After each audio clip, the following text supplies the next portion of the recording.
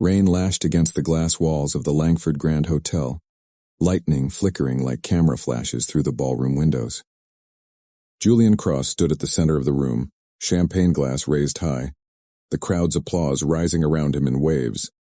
"To Amelia Royce," he said, his voice deep and confident, "the woman who has always been the brightest part of my life." The cheers swelled. Amelia smiled dazzlingly beside him, her hand on his arm, her diamond ring catching the light. In that moment, the world saw a perfect man celebrating a perfect love story. But at the edge of the ballroom, Ava Sinclair froze, her fingers tightening around the tray of glasses she was carrying. She wasn't supposed to be there. She had only come to deliver final documents for the quarterly deal. But there he was, the man who had slipped a ring onto her finger in secret just weeks ago, promising forever. The same man now announcing his love for someone else as if she had never existed.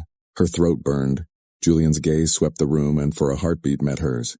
Guilt flickered behind his eyes, but it was gone as quickly as it came, replaced by a politician's smile. "To new beginnings," he said again and kissed Amelia under a rain of camera flashes. The sound of applause swallowed Ava's silent scream. She didn't remember how she got outside. The rain soaked through her hair, mascara streaking down her cheeks. When Julian's driver found her near the parking lot, she didn't stop walking.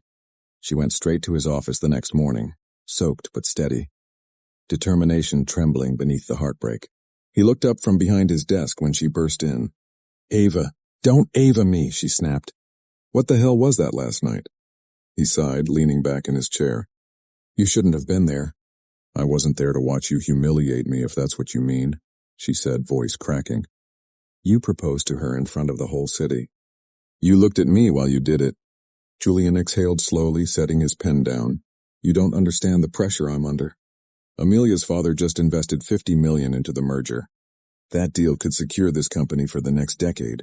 So you sold me for a merger? It's not like that." "It's exactly like that," she said, stepping closer. "You made me believe in something.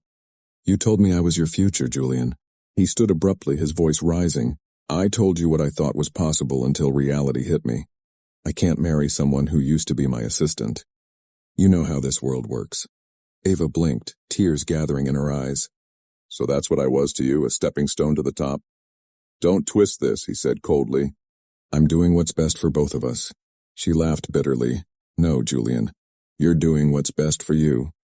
The silence after that felt heavier than the thunder outside. When she finally turned to leave, he didn't stop her. He didn't even call her name. By morning, her company ID had been deactivated. Security escorted her out with a cardboard box of her belongings. The same halls she once walked with pride now echoed with whispers and pity. That night, sitting in her small apartment, she stared at the pregnancy test on the table. 2 lines, her breath caught. "No," she whispered, "not now." But when she placed a trembling hand over her stomach, something inside her steadied. "It's okay," she said softly, "we'll be fine." The months that followed were brutal. Rent overdue, savings gone. No friends willing to risk their jobs helping her. But Ava was tougher than she'd ever known. She sold her jewelry, freelance tech designs, and worked through her exhaustion until her company, Sinclair Innovations, was born in a tiny, dimly lit room. It wasn't much, but it was hers. 5 years passed. The world forgot about Ava Sinclair, but it couldn't ignore her company. Sinclair Innovations became a rising storm in the tech industry, revolutionizing data systems and cybersecurity. Investors whispered her name with respect and fear. She was precise, calm, and untouchable. Julian, on the other hand, was drowning. His company, Cross Dynamics, had been on the decline since Amelia's father withdrew his investment. Deals failed. Board members turned on him. His spotless reputation had cracks now, and beneath the polished surface his empire was bleeding. One morning his secretary entered his office, trembling. "Sir, the board, they're suggesting a merger." "With who?" She swallowed. "Sinclair Innovations," Julian frowned. The name tugged at something deep inside him, but he brushed it off. "Fine, set up the meeting." When the day came, the boardroom buzzed with tension. He entered in his tailored suit, practiced smile ready, until he saw her. Ava sat at the head of the table, hair neatly pinned, a quiet authority in every movement. For the first time in years, Julian Cross had no words. She looked at him with cool professionalism. "Mr. Cross," she said, her tone smooth as glass. "Shall we begin?" He tried to speak, but she didn't let him. "Our offer is straightforward. We're not interested in your liabilities, only your data network infrastructure. You'll retain 10% equity, provided you agree to our terms. Her voice didn't tremble. Her eyes didn't soften. It was as if the woman he once knew had been erased, replaced by someone carved from ambition and resolve. When the meeting ended, Julian followed her into the corridor. Ava, please, can we talk? There's nothing to talk about, Mr. Cross. Don't do that. Don't act like I'm just another businessman to you. She turned, her expression unreadable. You made that decision for both of us 5 years ago. He flinched. I didn't mean to hurt you. But you did. She stepped closer, her voice low and sharp. And you don't get to rewrite history just because you regret it now. For a moment, neither spoke. Then she walked away, leaving him standing there, haunted by the ghost of everything he threw away. Later that evening, while the merger team was reviewing contracts, Julian wandered out into the garden terrace for air. That's when he saw her, a little girl in a pale blue dress sitting on the grass drawing with colored pencils. She had soft curls, curious eyes, and the same dimple that once appeared in Ava's smile. He approached slowly. Hey there, what are you drawing? The girl looked up shyly. A castle. It's beautiful, he said with a smile. What's your name? Ilara. That's a lovely name. You must have a very proud dad. The girl hesitated, then looked down. Mommy says he's gone. His chest tightened. Gone? She said he doesn't live in our world anymore. For a second, he couldn't breathe. His pulse pounded in his ears. He looked toward the building where Ava's reflection glimmered faintly in the glass. The truth hit him like a lightning strike. Ava had a daughter, his daughter. As he stood there frozen, Ilara smiled up at him innocently. You look sad, mister. Are you okay? Julian forced a trembling smile. Yeah, sweetheart, I just remembered something important. Before he could ask more, Ava's voice called from the balcony. Ilara, time to go, the girl waved. Bye, mister. He waved back, but his eyes were already glistening. That night, Julian sat alone in his office, staring at a photo of Amelia, his public partner, his strategic mistake. Then he thought of Ava, of the little girl with his eyes, and the walls he had built began to crack. If you're watching this story right now and you've made it this far, hit that like button. It keeps stories like this alive. And drop a comment below. What would you do if you were in Julian's place? He leaned back in his chair, closing his eyes, but sleep wouldn't come. Only one thought pulsed through him. She kept our child a secret. And I deserved it. Julian didn't wait until morning. The moment dawn cracked over the skyline, he was already outside Sinclair Innovations, the building's steel and glass reflecting a city that never forgave weakness. He paced the lobby like a man fighting ghosts until Ava finally appeared, dressed in a white suit that looked too clean for the mud he'd dragged her through years ago. She stopped when she saw him, that same cold poise locking her features. Julian? She said flatly, stepping past him toward the elevator. He followed. Ava, wait. I have a meeting in 5 minutes. Then make it 4. His tone was pleading now, the commanding CEO reduced to a man chasing a woman who no longer belonged to his world. Please, just hear me out. She hesitated, then pressed the elevator button with a sharp click. Fine, you've got 1 minute before this door opens again. Julian swallowed hard. I saw her. In the garden, the little girl, Ilara. Ava's expression didn't flicker, but her silence said everything. She's mine, isn't she? His voice cracked slightly. She has my eyes, Ava. I dimple, you can't stop. The word cut through him like glass. You lost the right to talk about her the day you called me a mistake. I didn't know, Ava. I didn't know you were. How could you? She snapped. You didn't stay long enough to find out. The elevator chimed and she stepped inside. He followed her in without invitation. Don't do this, he said softly. Don't shut me out. I made a mistake. No, Julian, she interrupted, eyes sharp as steel. You made a choice, and choices have consequences. They rode in silence for a few floors. The quiet hum of the elevator felt suffocating. Finally, she added, You think showing up now makes up for the years she asked why she didn't have a dad? For the nights I had to choose between feeding her and paying rent? Julian's throat tightened. I want to make things right. Then sign the merger papers, take your 10%, and disappear. When the doors opened, she walked out, leaving him alone in the elevator, his reflection looking back like a stranger. That evening he sat in his penthouse, staring at an untouched glass of whiskey. The city outside shimmered, but all he could see was Ilara's face. He'd built an empire and lost his soul in the process. Meanwhile, Ava watched her daughter sleep, Ilara's small hand rested on a teddy bear missing one ear, her chest rising and falling in soft rhythm. For years Ava had imagined this exact scenario. The man who broke her heart standing before her again, full of regret. She thought she'd feel satisfaction. But all she felt now was exhaustion. The next morning, Ilara followed her mother into the office, skipping beside her. Julian was already waiting in the conference room. The little girl's eyes lit up when she saw him. "Hey, mister," she said cheerfully. Julian smiled faintly. "Hey, Princess." Ava stiffened. "Ilara, wait outside for me. But Mom, now please." The girl pouted but obeyed.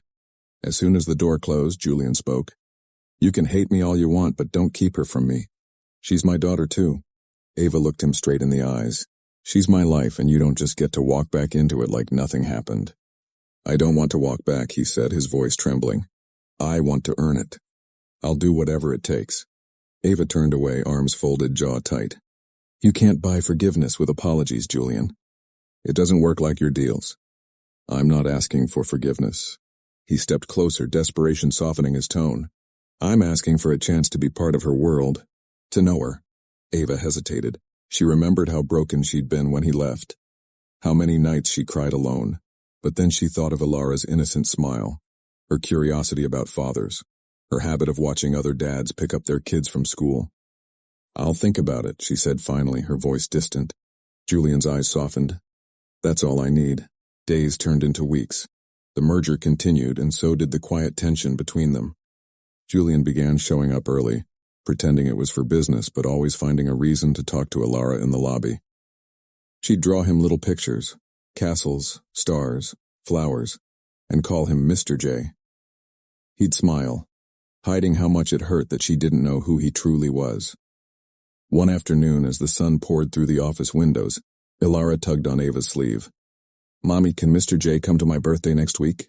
Ava froze. Julian looked up from across the room, startled. "Ilara, sweetie, he's very busy," Ava said carefully. Julian stood. "I'll come." Ava glared. "Julian, don't." "I mean it," he said. "I'll be there." Ilara squealed in delight, hugging him before Ava could stop her. "Yay, you're my favorite." Ava's chest tightened as she watched them. For a brief moment she saw a fragment of the man she used to love, the one who once made her believe in forever. That night, as she tucked Ilara into bed, Ava stared out the window, lost in thought.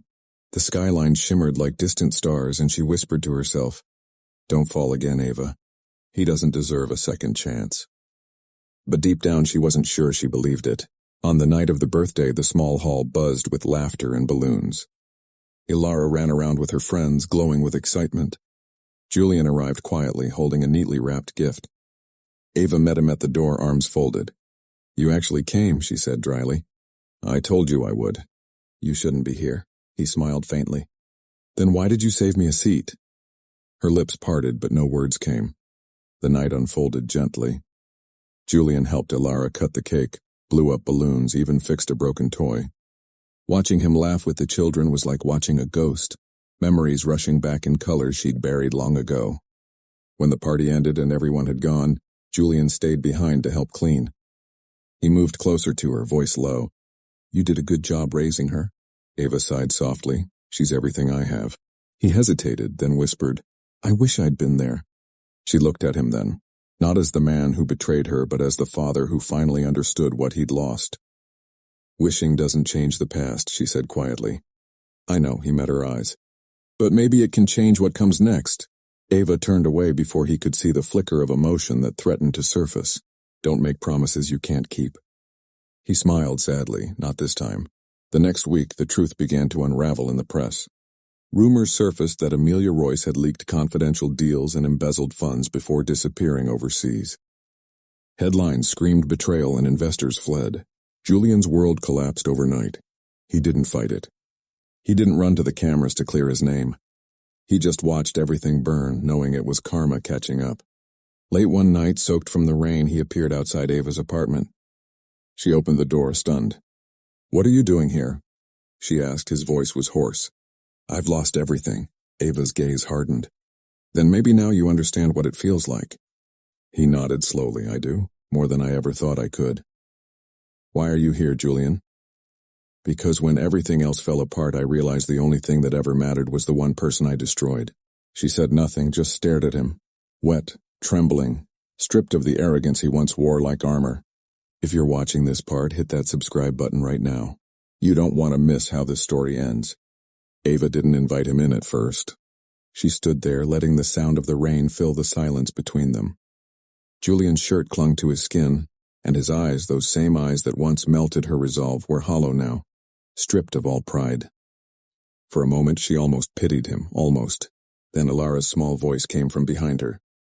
"Mommy, who's that?" Ava turned sharply. "Go back to bed, sweetheart." But Alara didn't move. She looked from her mother to Julian, blinking curiously. "He looks like me." Julian's breath hitched. The words hit harder than any punch he'd ever taken. Ava froze, her throat tightening as the air seemed to vanish from the room. "Alara," she said gently, forcing a smile. "It's late. Please, baby." Julian dropped to his knees, his voice trembling. "Hi there." Alara tilted her head. "You're Mr. J." He nodded slowly, tears threatening. "Yeah, that's me." "Why are you crying?" she asked innocently. He wiped his eyes with the back of his hand. "Because you remind me of someone very special." Ava stepped forward, her voice firm but soft. "Julian, don't." He looked up at her, pleading. "She deserves to know." Ava shook her head. "Not like this. Not tonight." For a few seconds no one moved. Then Julian stood, whispering, "I'm sorry," and turned to leave. Ava watched him go, her chest aching. The next morning, she found herself at his old office. The company logo had already been removed. He was sitting on the floor, surrounded by empty boxes, a man reduced to ruins. "You shouldn't be here," he said without looking up. "Neither should you," she replied quietly. "But here we are." He gave a faint, bitter laugh. "They say success shows who you are, but failure—" He paused. "Failure shows what's left of you." She looked around. The empire he'd built now looked like a graveyard. "So what's left of you, Julian?" He finally met her eyes. Regret and love. She wanted to walk away, to remind him that love didn't excuse betrayal. But something in his voice, the rawness, the sincerity, made her stay. "What are you going to do now?" she asked. "Start over," he said simply. "Not with business. With people, with her." Ava's expression softened, but only slightly. "Alara doesn't need confusion, she's just a child." "She needs truth," Julian countered. "And so do you." Her silence said she didn't disagree. That evening he showed up again, this time sober, calm, and carrying a small box. "I didn't come to fight," he said when Ava opened the door. "Just to give her something." He opened the box. Inside was a delicate silver bracelet with tiny engraved letters. "For Alara, my shining star." Ava's eyes widened. "Julian, it's not to win you over. It's so she knows I exist even if you never let me see her again." Alara appeared behind her mother again, quiet this time, shy. "Is that for me?" Julian smiled. "Yes. If your mom says it's okay." Ava hesitated, then nodded slightly. Alara took the bracelet, her little fingers tracing the letters. "It's pretty," she whispered. "Thank you, Mr. J." Julian smiled weakly. "You're welcome, sweetheart." Ava watched the exchange, something fragile cracking inside her. The man before her wasn't the arrogant CEO anymore. He was just a broken father trying to mend what was lost. Days passed, and the ice between them slowly began to melt. Julian found small ways to show he'd changed. Helping with Alara's school fees, fixing a broken heater, showing up for things he never would have before. But Ava didn't make it easy. One evening, she confronted him outside Alara's school. "Why are you doing all this?" "Because it's the only way I know to prove I'm not the same man," he said. "You can't erase the past. I'm not trying to. I'm trying to earn the future." She folded her arms, trying to suppress the flicker of warmth in her chest. "You're persistent, I'll give you that." He smiled faintly. "You used to say that's what you liked about me." "I also said it would be your downfall," she replied sharply, walking away. But later that night, when she replayed the conversation in her head, she caught herself smiling for the first time in years. Then came the twist neither of them expected. Sinclair Innovations, the company she'd built from the ashes, was under attack. An unknown competitor had launched a hostile takeover, buying shares faster than she could respond. She worked all night, phone in hand, mind racing. When Julian heard, he showed up at her office before sunrise. "I can help," he said, breathless. "I don't need you to rescue me," she snapped. "I'm not trying to rescue you. I'm trying to fight with you." She hesitated, torn between pride and practicality. Why would you risk what little you have left? Because you fought alone for 5 years. You shouldn't have to anymore. The next few days were chaos. Meetings, boardrooms, sleepless nights. Julian leveraged old contacts while Ava strategized like a general at war. Slowly, they clawed their company back share by share against impossible odds. In those tense hours, something shifted between them. Late one night, as they sat across from each other surrounded by empty coffee cups and spreadsheets, Julian looked at her and whispered, "You never stopped being extraordinary." Ava tried to ignore the warmth that bloomed in her chest. "Focus, Julian." "I am," he said quietly, eyes locked on hers. "Just not on the numbers." She rolled her eyes, but she couldn't hide the small smile tugging at her lips. By dawn, they'd won. The takeover failed. The company was safe. Ava leaned back in her chair, exhausted. "You did it," Julian said softly. "You did it," she almost corrected him, but she stopped herself. "We did it," she murmured instead. He smiled at her, and for the first time in years the silence between them didn't hurt. But peace never lasts long in stories like theirs. 2 weeks later, Julian received a letter from his lawyer. His assets were being repossessed, his home auctioned, his reputation unsalvageable. He didn't tell Ava. Instead, he spent the next few days quietly settling debts, preparing to disappear again. On the night before he planned to leave, Ava found out. She stormed to his apartment, furious. "You were just going to vanish again?" she demanded. Julian looked up from his packed suitcase. "I didn't want to burden you. You think disappearing is love? You think running fixes anything?" He sighed, eyes heavy. "It's not about fixing anymore. It's about not ruining what's left of your peace." Ava stepped closer, anger trembling in her voice. "You already ruined my peace years ago. But this time you gave me hope again. Don't take that away." He blinked, stunned. "Hope?" She nodded, her voice breaking. "Yes, for Ilara. For us. For something that doesn't hurt anymore." For a long moment, neither spoke. The storm outside raged against the glass, mirroring everything they'd held back. If you're still here watching, hit that like button right now. Because what's coming next will decide everything they fought for. Julian stood there, suitcase in hand, heart pounding like the storm outside. Ava's words hit deeper than any blow life had dealt him. Hope. She'd said the word like it was something sacred, fragile, something he didn't deserve but couldn't live without. He dropped the suitcase slowly and stepped toward her.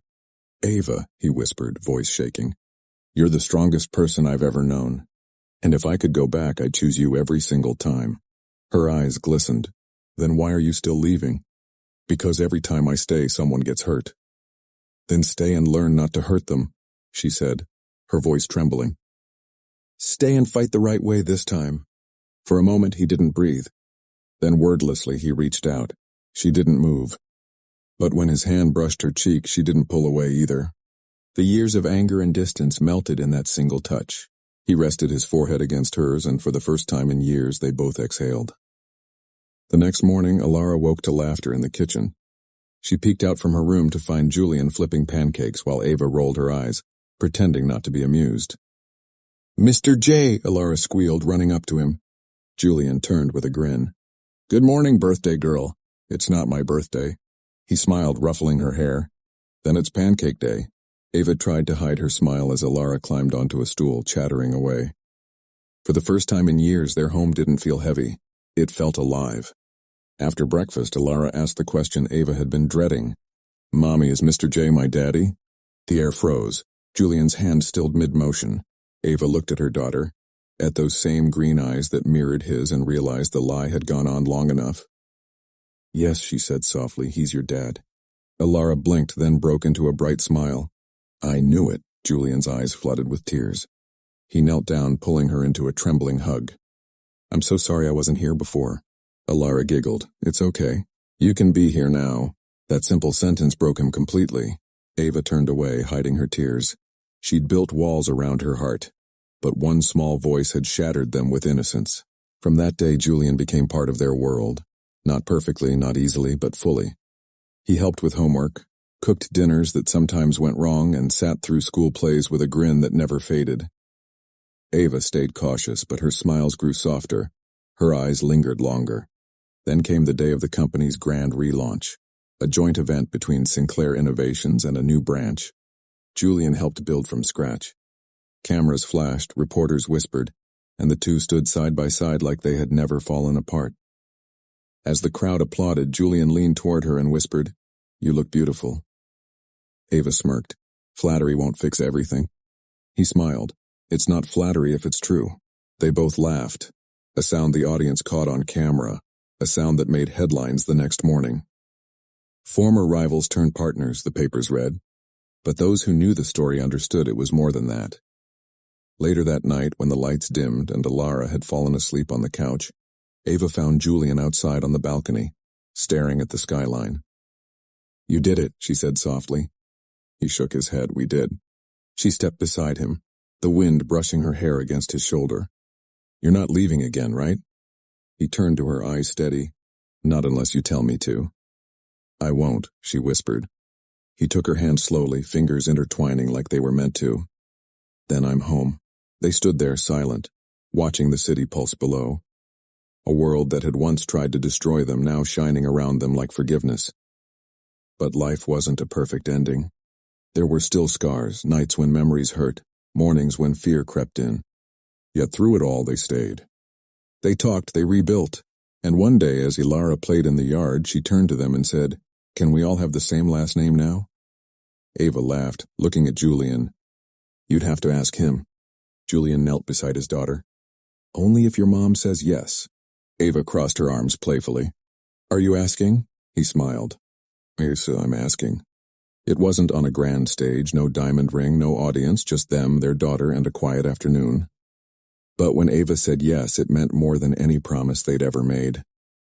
Months later, their wedding was small, private. Alara was the flower girl, running ahead with laughter that filled the air. When Julian slipped the ring onto Ava's finger, his hands trembled, not from fear but gratitude. "You saved me," he whispered. She smiled softly. "No, Julian. We saved each other." Years passed, and the story that began with betrayal ended with something purer, understanding, redemption, and love reborn from ashes. Julian never stopped reminding Ava how much she meant to him, and Ava never let him forget the cost of second chances.